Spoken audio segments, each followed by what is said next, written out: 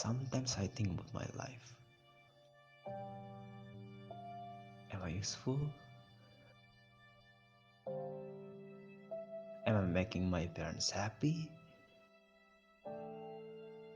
Am I making an impact on those around me? Am I good enough for this life?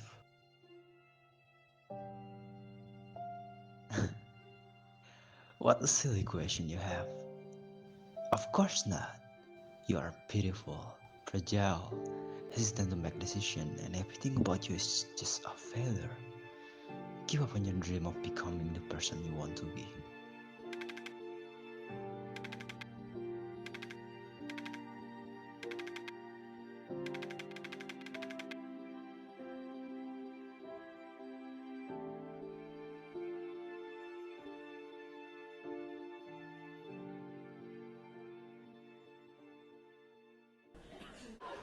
Jahatnya pendidikan di Indonesia adalah ketika setiap anak tidak bisa yakin bahwa dia berbeda dengan orang lain.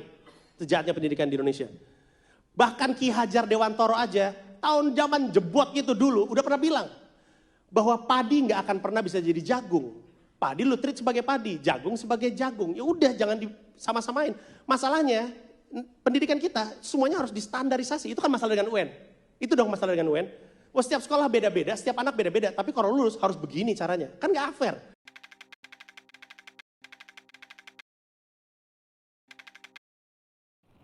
Apakah sistem pendidikan di Perancis dan di Amerika dapat diterapkan di Indonesia?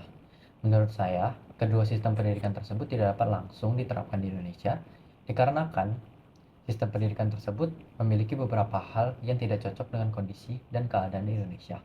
Tetapi, kita dapat mengambil beberapa hal yang berhasil dari kedua sistem pendidikan tersebut dan menyesuaikannya dengan kebutuhan di Indonesia, seperti menerapkan dan memperdalam pendidikan agama dan bahasa yang ada di sistem pendidikan Perancis dan memberi kebebasan kepada sekolah untuk menyesuaikan kurikulum seperti di sistem pendidikan Amerika.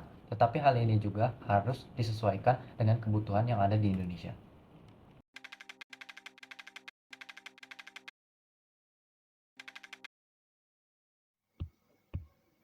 Untuk menjawab pertanyaan berikut, sebenarnya masalah ini hanya mencakup sejumlah faktor. Salah satunya adalah lingkungan pendidikan, metode pengajaran, dan juga kepercayaan diri anak-anak terhadap perbedaan.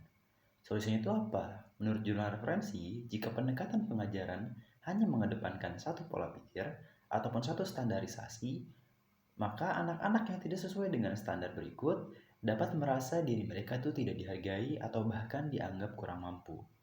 Jadi, cara satu-satunya adalah dengan membenahi dan juga mendorong perubahan dalam kurikulum, materi yang diajarkan, serta memperkenalkan metode pengajaran yang kreatif, sehingga mendorong anak-anak untuk tetap berdialog, berkolaborasi, bahkan meningkatkan kreativitas yang dikembangkan oleh anak-anak itu sendiri. Jadi, fokus utama dari perubahan yang harus dikedepankan adalah cara berkomunikasi dan juga berdialog anak-anak dengan staf para pengajar.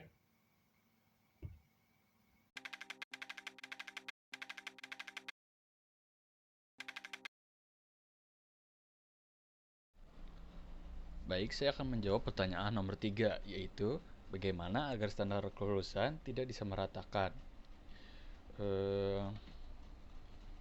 Menurut saya, untuk menghindari standar kelulusan yang meratakan secara keseluruhan, penting untuk menetapkan pendekatan yang lebih inklusif dan mengakui keberagaman bakat, minat, dan kemampuan siswa. Contohnya, menyediakan program khusus untuk siswa dengan minat atau bakat yang khusus, seperti program seni, olahraga, atau sains. Program ini memungkinkan siswa untuk fokus pada area keahlian mereka dan mengeksplorasi potensi mereka secara lebih mendalam.